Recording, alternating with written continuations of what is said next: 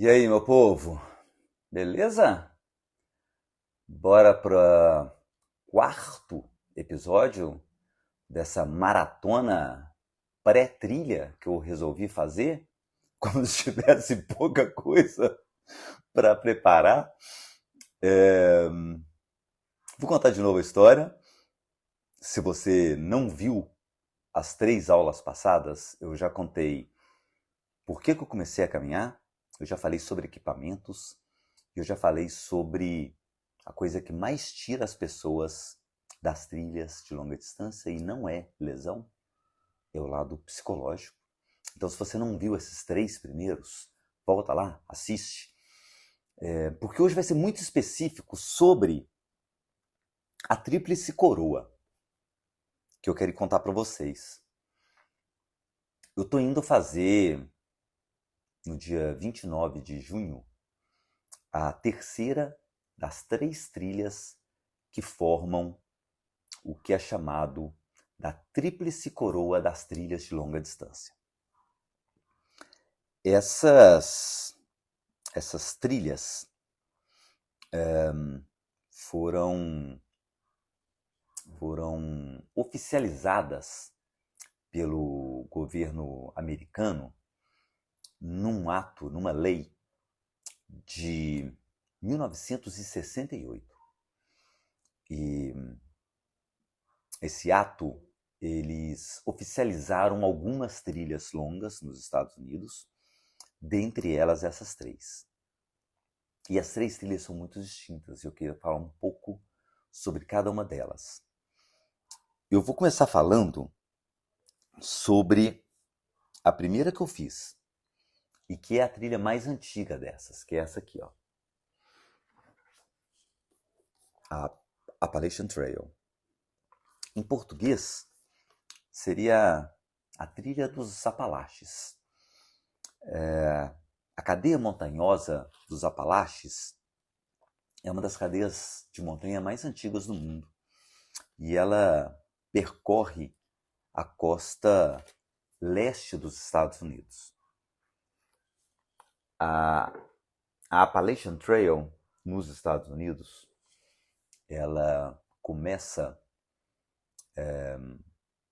ao norte de Atlanta, na Geórgia, e ela sobe até o Maine, quase divisa com o Canadá, e ela cruza 14 estados.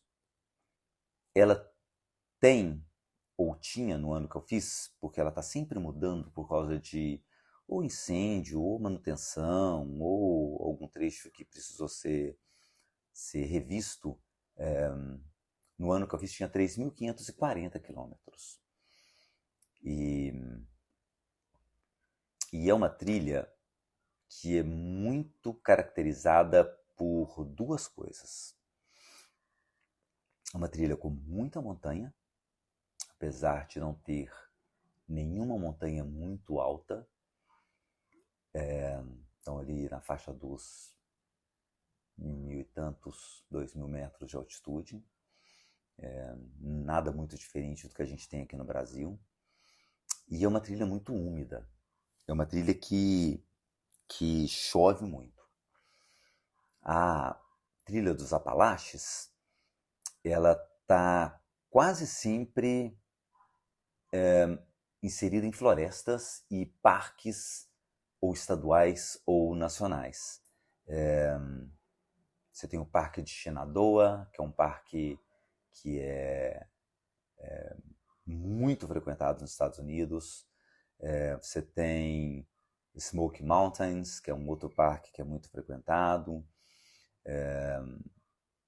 E é uma trilha que é muito próxima de cidades. Ela foi pensada pelo Benton MacKaye, que é o idealizador da trilha e o cara que levou a fama da Appalachian Trail, mas porque ele viveu mais do que as outras pessoas que estavam com ele ali no início e que realmente tocaram a trilha quando a trilha começou. Ele viveu até, não sei qual idade que ele faleceu, 90 e tantos anos.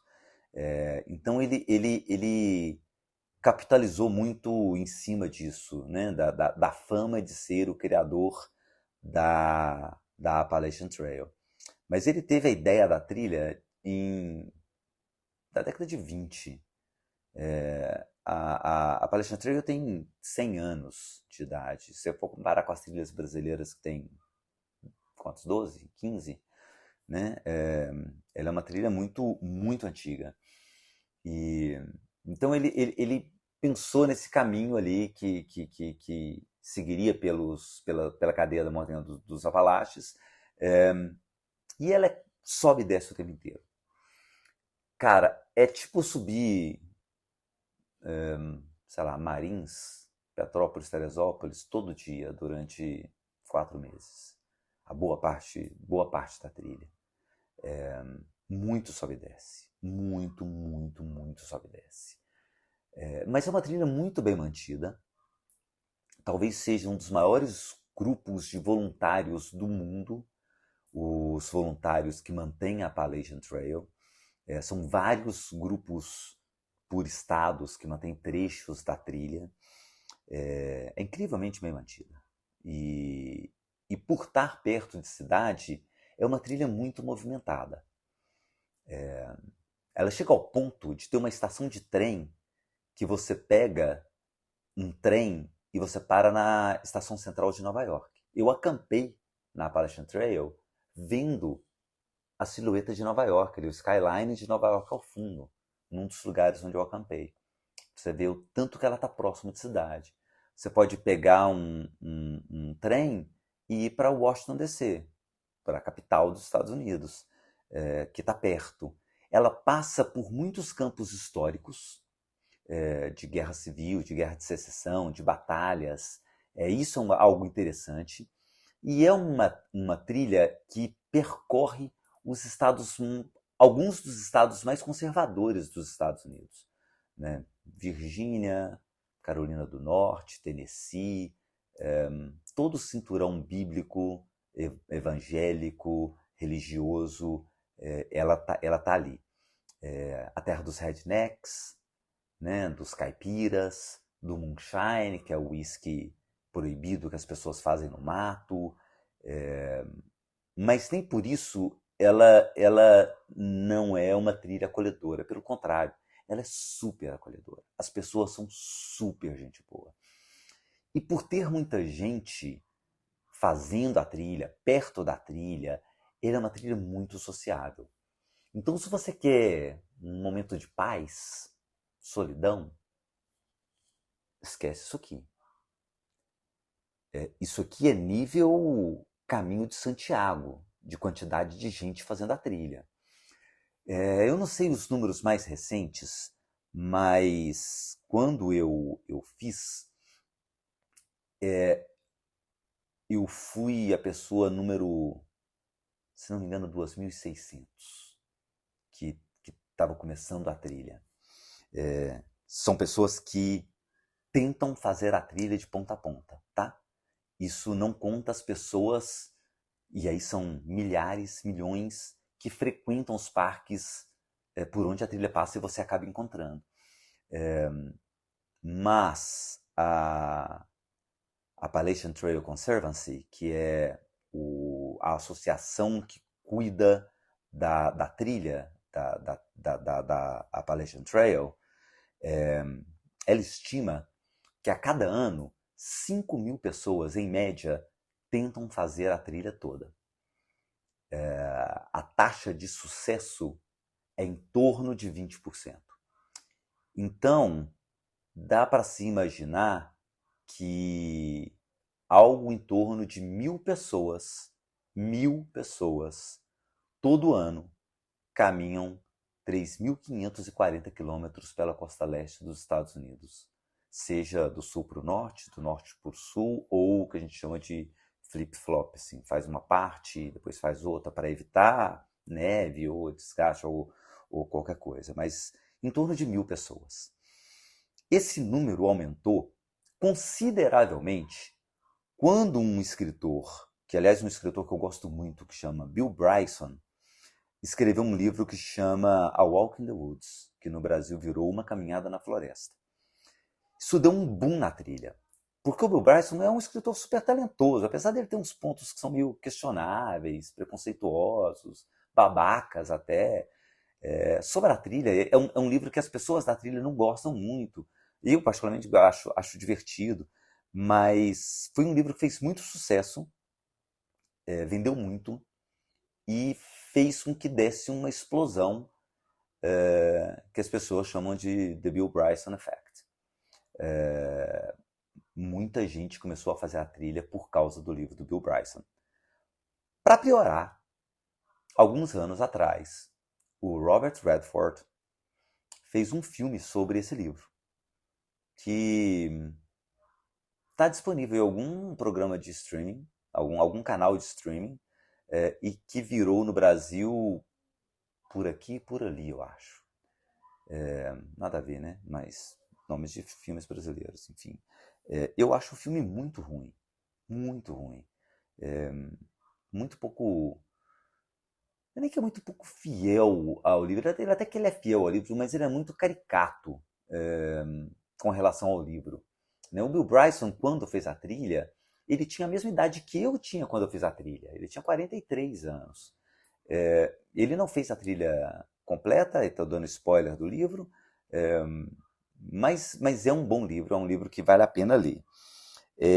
Uma outra característica da Appalachian Trail, que a gente chama de AT, é que ela tem, primeiro, uma marcação, que é essa aqui, e aí tem milhões desses retângulos que medem cerca de 20 centímetros por, sei lá, 7, em árvores, pedras, postes, e é isso que você vai seguindo. Eles são retângulos brancos, que a gente chama de white blazes.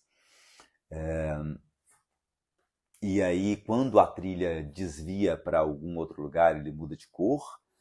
Então, quando você pega uma trilha para ir para um abrigo, ou quando você pega uma trilha para ir para a cidade, a cor é diferente.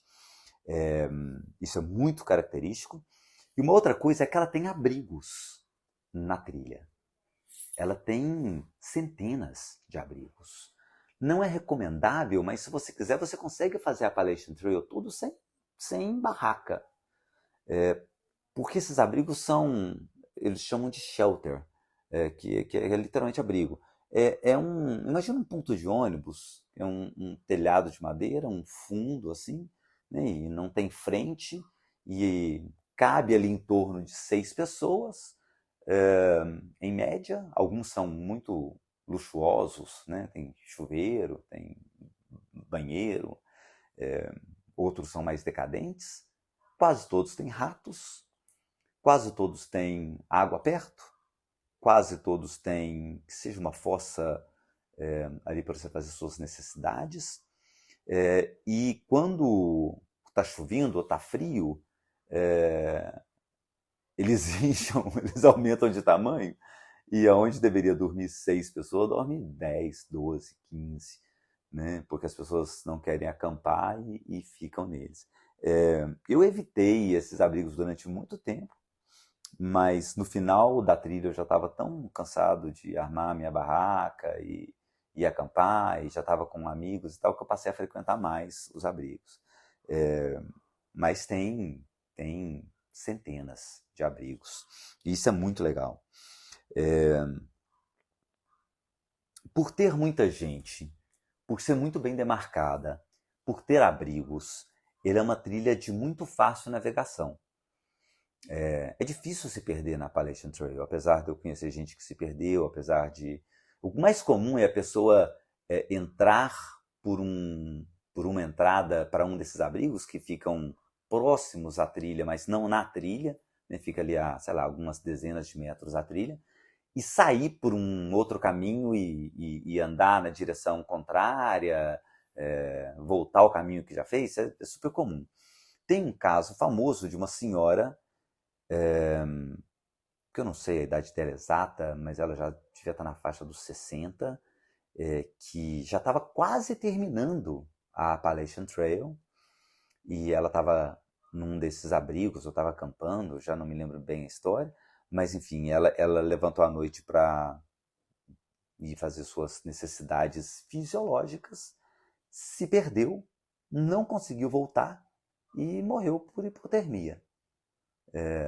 Então, assim, acontece, mas é uma trilha de fácil navegação. Por causa disso tudo, normalmente é a primeira trilha que as pessoas fazem. Poucas pessoas não começaram pela Appalachian Trail. Ela é a mais famosa, ela é a mais fácil de navegação, ela é mais sociável. Eu sei de brasileiros que não fizeram a Appalachian Trail e não querem fazer a Appalachian Trail. Já fizeram as outras duas. Mas ela tem seus encantos. Tem o Trail Days, que é um encontro numa cidade que chama Damascus, que reúne, independente de onde a pessoa está na trilha, ela vai para essa cidade e é um grande encontro, uma grande festa com os caminhantes que estão fazendo a trilha naquele ano. E ela é uma trilha que te exige um grau elevado de paciência e de cabeça para enfrentar lama, chuva e pedra. Eu acho que isso são os principais pontos. O estado da Pensilvânia, por exemplo, a gente chama de Penn, de dor, de Pennsylvania, porque é pedra, pedra, pedra, pedra, pedra o tempo todo. E quando não é pedra grande, é pedra pequena, e aí você fica desviando das pedras, e aí quando você acha que tem alguma pedra que é estável, aquela pedra está solta e você vai pisar nela e você vai cair. Vermont, que é o penúltimo estado, o apelido é Vermud, de lama, mud, porque é muito lamacento. Então tem essas intempéries que te exigem uma mente mais aberta para isso e um estado de humor ali para entender. Eu peguei 2 semanas de chuva ininterruptas. Montava a barraca com chuva, acordava com chuva, botava meia molhada, caminhava com chuva, sem parar. E se eu gosto dela, eu gosto muito. Gosto muito. Me lembra muito Minas. Não pela chuva, mas pelas quantidades de montanhas, pelas florestas, pelas árvores. Me lembrava meu estado. Então eu tenho esse carinho ali com a Appalachian Trail. A segunda trilha é a PCT, a Pacific Crest Trail, que é na outra costa, a costa oeste. Mas antes de falar dela, eu vou ver se está gravando. Peraí.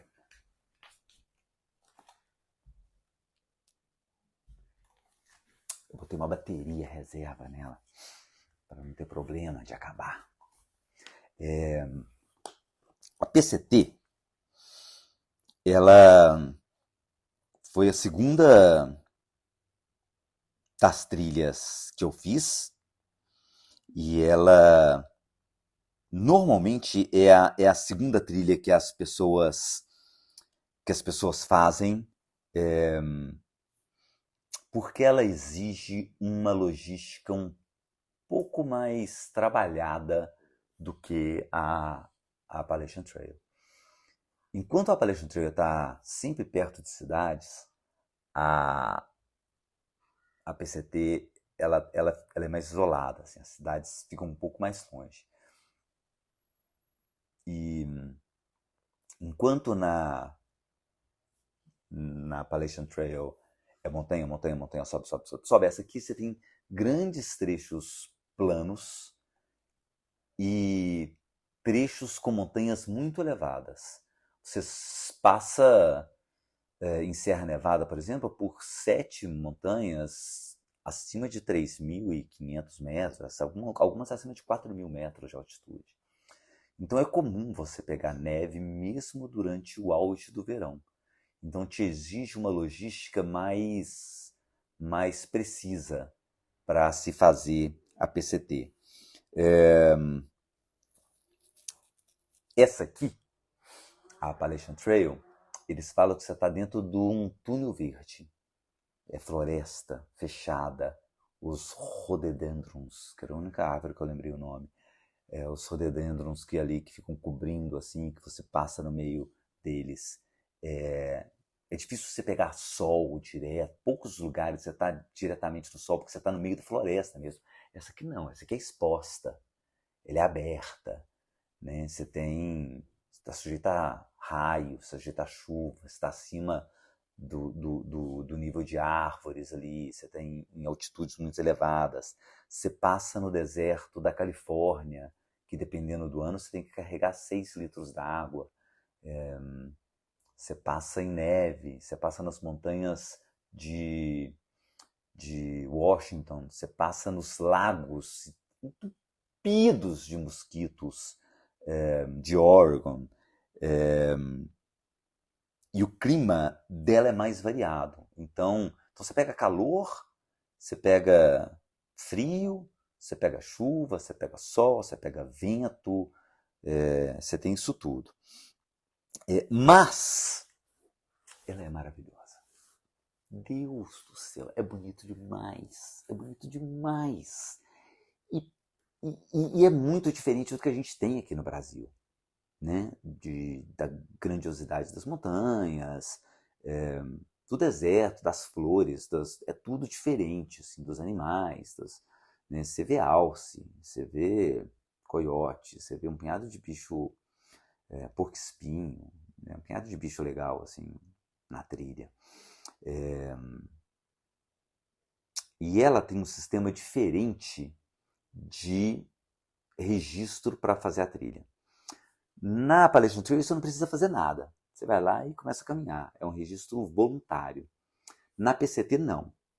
A organização que cuida da trilha, ela abre a cada ano 50 vagas por dia. E ela abre isso em 2 turnos. Normalmente é um turno no final do ano, onde eles abrem 25 vagas, e outro mais no início do ano, tipo janeiro, fevereiro, onde eles abrem outras 25 vagas. E você precisa começar no dia que você se registrou. Eu não sei se eles te tiram da trilha se você não começar no dia. Eu comecei no dia que eu me registrei e não vi ninguém, eu sei de gente que começou fora do dia e que continuou fazendo, assim, mas é uma coisa para se ter mais controle mesmo. E enquanto essas 5.000 pessoas fazem por ano, essa aqui, umas 2.000 fazem. E também umas 20% terminam. É mais comum fazer as 2 trilhas do sul para o norte, de começar na primavera. Muita gente começa ali até antes, para fazer primavera, verão. Mas na PCT, se você começa do sul para o norte, quando você chega em Serra Nevada, que é meio da Califórnia, você precisa esperar a neve diminuir por causa da altitude, ainda vai ter neve no verão, para você atravessar a Serra Nevada, ou você vai pegar muita neve fofa. Isso diminui pra caramba o seu ritmo, é muito desgastante. Então, é normal que as pessoas ficam numa cidadezinha que chama Kennedy Meadows. E essa aqui também tem um livro, que é o Livre, que é o livro de uma escritora que chama Cheryl Strayed. E eles também têm o The Cheryl Strayed Effect. Você pega o gráfico com o número de pessoas que fizeram a trilha cada ano, no ano que ela escreveu o livro, que foi 84, 85, sei lá.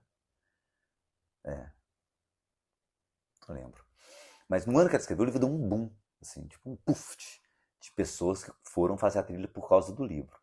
O livro também virou filme, e o filme deu um outro boom na trilha. O filme é de 2014, talvez. O filme é com a Rose Witherspoon. É muito famoso. E esse, tanto o filme quanto o livro, são bons. Os dois valem a pena. Livre.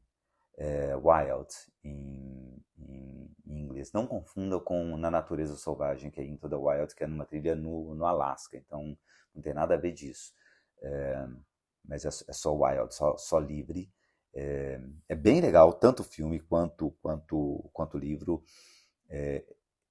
E aí eu lembrei disso por causa de Kennedy Meadows, porque tem Kennedy Meadows no filme, e ela chega em Kennedy Meadows e as pessoas aplaudem, e os caras vão fazer né, olhar o que ela tá levando na mochila dela e tal. E isso realmente acontece quando você chega em Kennedy Meadows.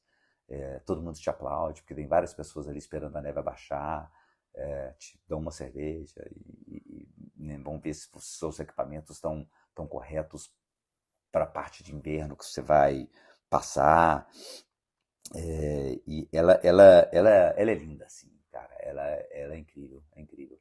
E aí você passa é, em alguns parques nacionais maravilhosos na Califórnia, né? Você pode fazer ali trilhas de um dia e, e, e fazer escalada ou subir alguma das montanhas ali da Califórnia, de Serra Nevada, que vale muito a pena. Eu gosto muito dela. Qual que eu prefiro? Eu tenho histórias de amor e ódio com as duas, né? Quem já leu os livros, se você ainda não leu, fica a dica, vai entender o porquê. Tive incidentes nas duas, conheci pessoas que ficaram minhas amigas nas duas, paisagens maravilhosas nas duas, não sei. Eu sempre falo que eu gosto mais da próxima, e a próxima é a Continental Divide Trail.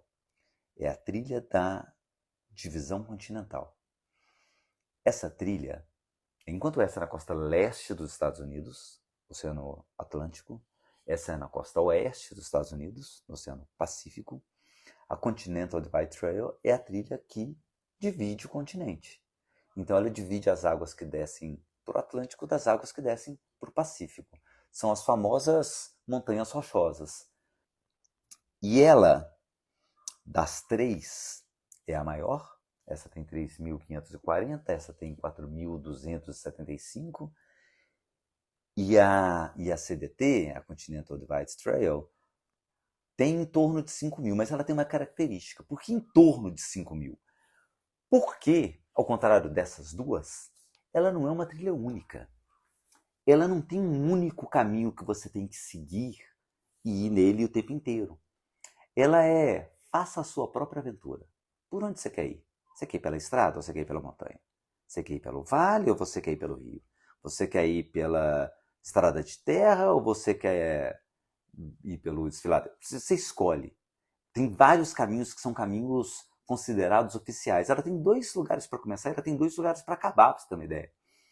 Então, se você não tiver afim de subir as montanhas do Colorado, você vai pela estrada.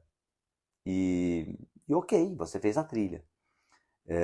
Se você não tiver afim de ir pela estrada, você vai pelo Vale do Rio. E aí é um dos cenários que eles falam que é um dos mais bonitos. E ela, além disso tudo, ela não está completa. Ela tem cerca de 160 milhas, que são aí por volta de 300 quilômetros, que é estrada, rodovia, asfalto. E esse ano eles assinaram um ato que vão terminar finalmente essas 160 milhas que faltam terminar na CDT. E aí, como você vai fazer essas 160 milhas, depende de você. Né? Você pode pegar uma trilha alternativa, você pode ir pelo asfalto mesmo, você pode, enfim, como o resto da trilha, você pode fazer ali a sua própria aventura por ela. Ela cruza, como eu disse, esses 5 estados. E enquanto eu fiz as 2 trilhas do sul para o norte, eu vou fazer a Continental Divide Trail do norte para o sul. E eu optei por uma questão logística e por uma coisa que eu falei no vídeo passado, que é ter medo, saber os seus limites e enfrentar os seus medos. Se eu começasse ela do sul para o norte, eu ia ter 3 grandes problemas, muito provavelmente. Não que eu não vou ter esses 3 grandes problemas do norte para o sul, mas eu estou tentando amenizar esses 3 problemas.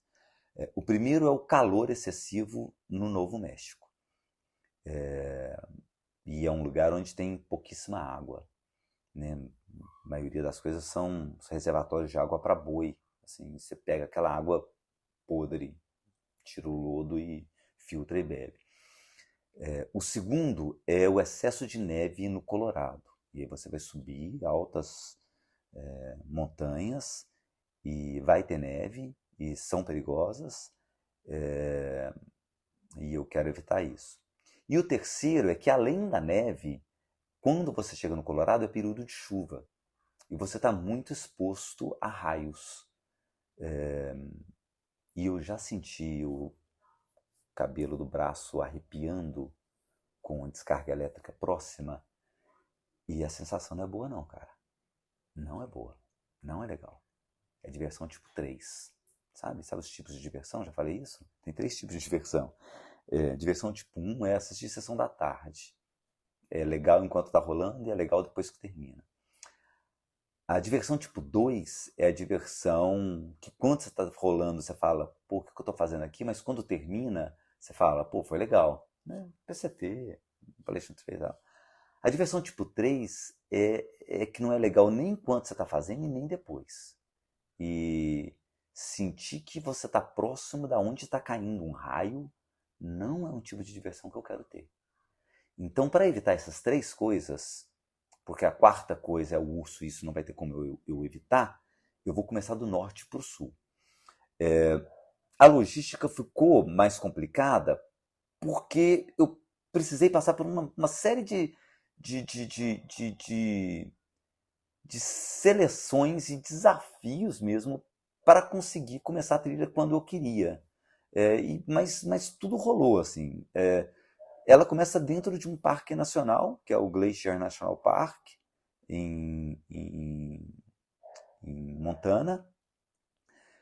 E esse parque ele abre uma loteria mesmo, sorteio ali de quem vai poder escolher quando quer começar a trilha esse ano. E eu fui sorteado. Então eu pude escolher. Só que no dia você tem que entrar num outro site e ver se o lugar onde você quer acampar está disponível ou não. Por sorte, eu consegui vaga no lugar que eu queria acampar na primeira noite. Os próximos eu vou reservando à medida que eu for chegando neles. Mas com isso, então eu tenho esse primeiro desafio logístico de quando eu vou começar a trilha, onde eu vou acampar na primeira noite, resolvido. Então, assim, vai ser no dia 29 de junho, não pode ser outra data.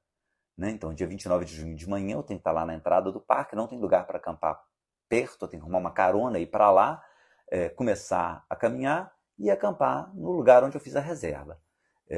Isso tudo é pago, né? Dentro dos parques nacionais, é uma taxa simbólica, mas é um simbólico que para a gente não é barato, né? Assim, a reserva do parque custa $20 e cada camping custa $7. E aí o camping é só o lugar para você montar a barraca, tá? E uma caixa de metal para você colocar sua comida para o urso não pegar. Eu muito provavelmente vou pegar neve logo no início, então eu tenho que ir com o tal do Micro Spikes, as garrinhas ali no tênis, e com a machadinha de neve, porque eu passo nos locais elevados. Ela é muito bonita nesse início, então eu perco a grandiloquência do né, final, majestoso, se eu estivesse fazendo ao contrário, mas eu muito provavelmente, é isso que eu estou buscando, eu vou evitar tanto a chuva quanto a neve no Colorado.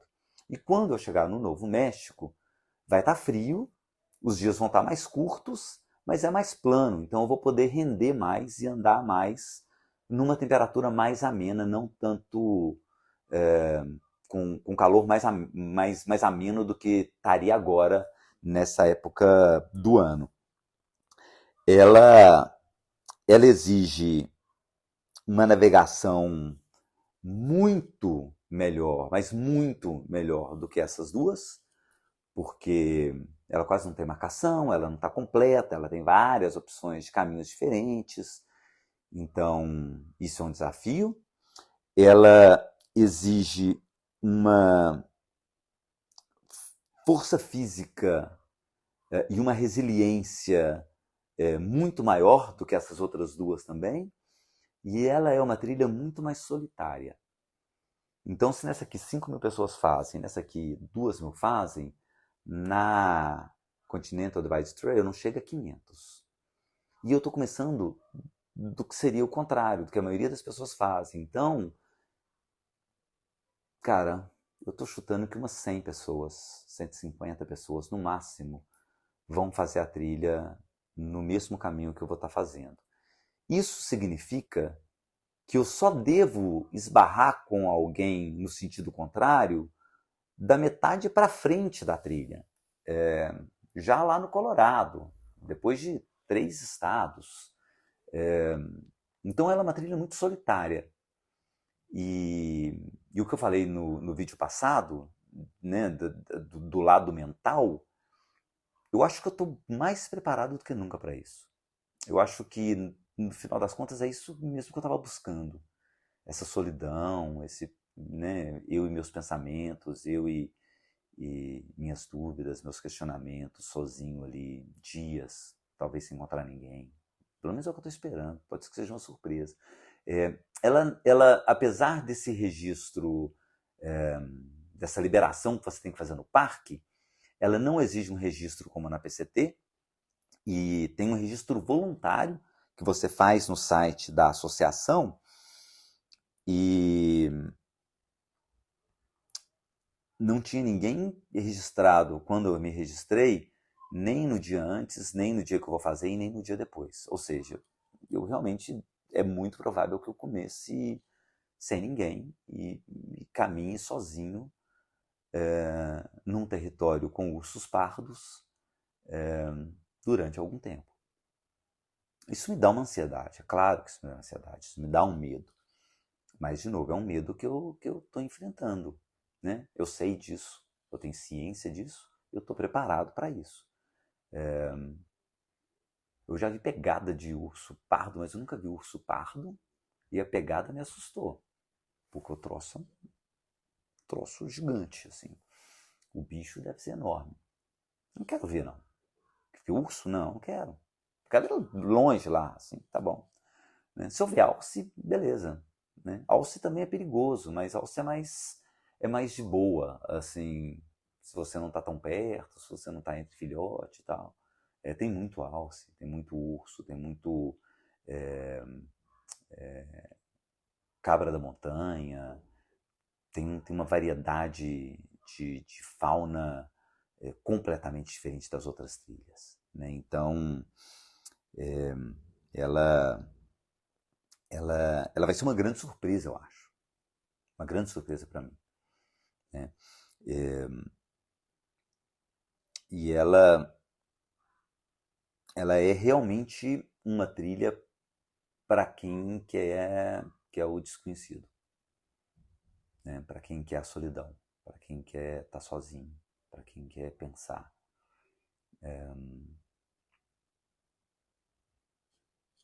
É isso, dia 29 eu começo. Você vai me acompanhar por aqui, pelas outras redes. Eu vou postar sempre que possível. Não sei quando eu vou ter sinal de celular para postar, ou quando eu vou ter energia elétrica para carregar os equipamentos. Estou levando um power bank de 20.000 justamente para me garantir.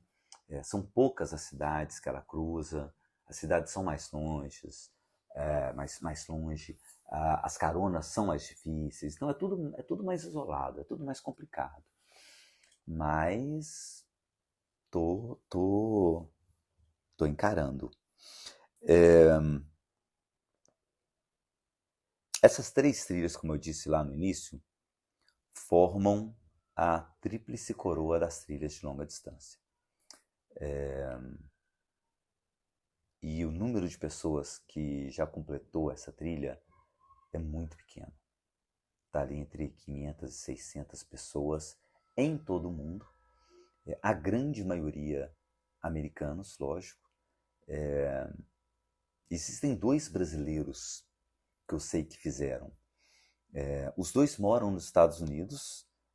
Um é uma lenda, que é a Elaine Bissonho. A Elaine já fez, se não me engano, 2 vezes as 3 trilhas. A gente já trocou mensagem uma vez, mas a gente nunca foi próximo, assim. E um outro que fez é o Evandro Freewalker. O Evandro já fez muitas trilhas na Europa e ele mora em Miami, se não me engano. E nos últimos anos ele fez as 3 trilhas da Tríplice Coroa. E aí eu sei de outros brasileiros que já fizeram 2 das trilhas. O Arthur Vilela fez a PCT e a CDT. A Rose fez a PCT e não sei se ela fez a CDT inteira ou se ela fez o Colorado Trail só. Então, assim, alguns brasileiros já caminharam ali pelas 3 trilhas, né? Aqui a G.I. Jane fez no ano que eu fiz. Então teve mais gente que já fez. O Edinho e a Bia já fizeram a PCT e escreveram, inclusive, a orelha do meu livro. Então, assim, alguns brasileiros já fizeram as 3 trilhas, não as 3, algumas das 3 trilhas, mas as 3 trilhas inteiras, pelo que eu sei, a Elaine e o Evandro. E se eu conseguir completar a CDT, eu entro aí nesse hall de 3 brasileiros que fizeram as 3 trilhas da Tríplice Coroa. É um trava-língua. 3 trilhas da Tríplice Coroa. Se tiver mais alguém, me avisem, porque eu realmente não sei se tem. Eu sei desses 2. O Evandro eu só sei porque eu comecei a acompanhar ele numa das trilhas que ele estava fazendo na Europa, e aí a gente começou a corresponder e eu comecei a seguir os vídeos dele. E a Elaine, ela é muito pouco ativa em redes sociais e eu sei de pessoas que falaram, de gente que eu encontrei lá, que a Brazil Nut, que é o nome dela de trilha, já tinha feito as 3 trilhas. Eu acho que ela fez, se não me engano, as 3 trilhas em 1 ano, cara, que é um feito extraordinário. Mas, enfim,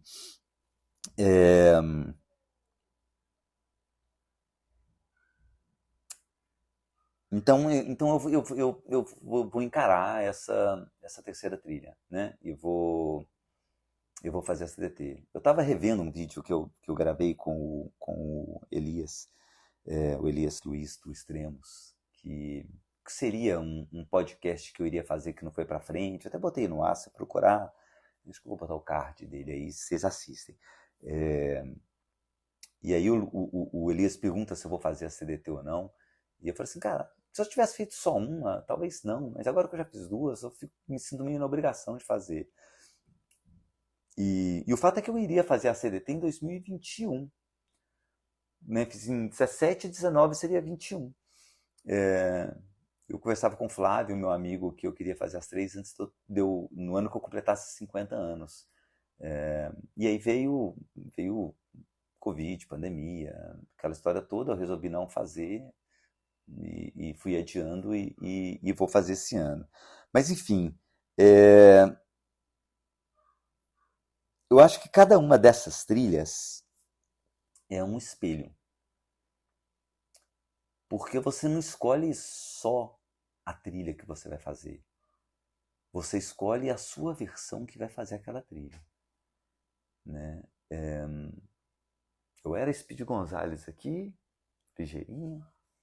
Aqui eu fui também, mas não fui tão ligeiro. Nessa eu vou mais de boa, eu acho.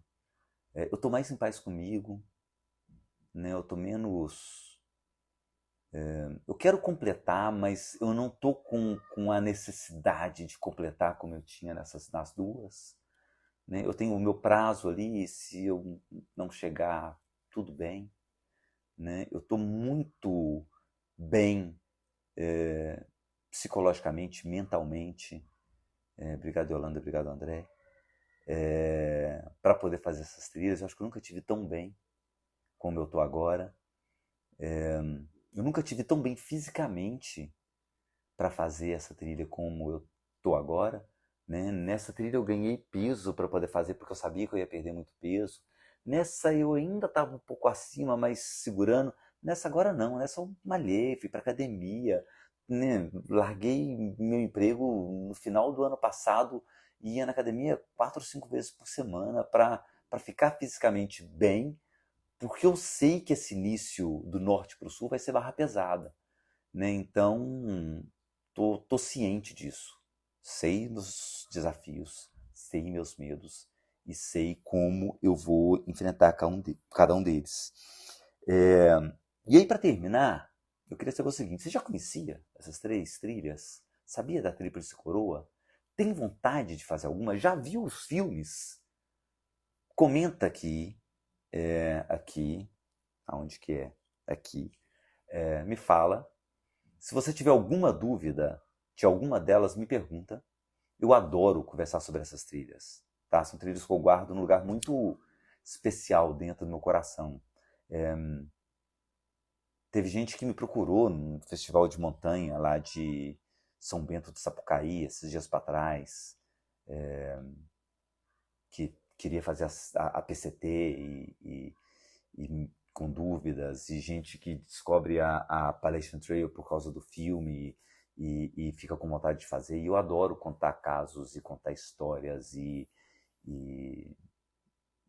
falar sobre as trilhas. E espero terminar a CDT para vir contar casos e histórias e como a trilha me modificou, como eu saí da trilha e qual é a minha versão que vai ser refletida pela Continental Divide Trail quando eu terminar ela lá no final de novembro. Tá bom? Então é isso. Em breve tem mais vídeo. Vou continuar gravando. É maratona, meu amigo. 42 quilômetros. A gente não para. Até mais. Obrigado por assistir. Valeu.